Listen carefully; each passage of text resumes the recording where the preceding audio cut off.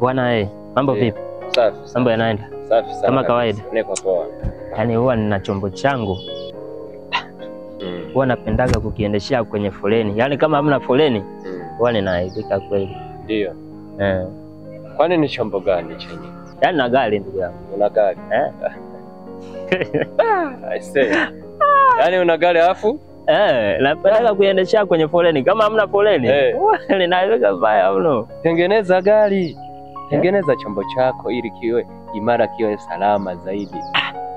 Sasa hapa kumbe chombo changu kumbe kina shida hii na hii, unaona? Unaweza kuona chukulia poa, unaona?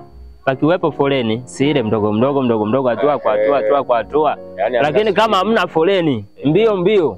Sasa unashangaa, yani unatembea kama vile uko kwenye foleni, Kwa kumbe asante bwana ulioniambia. Wewe unaweza kujikuta na kujisababishia majanga au sio? Hapo kabisa, hiyo iko wazi.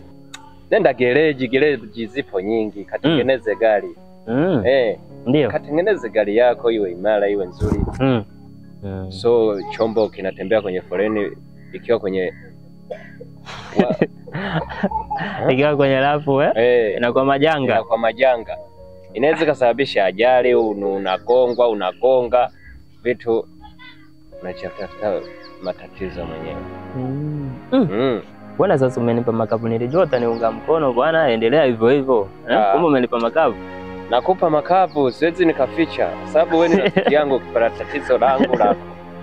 Bwana nitafanya hivyo bwana, fanya hivyo ili kunipa baadaye. Tutalizungumzia. Basi poa. Asante bwana, tutaonana. Au sio?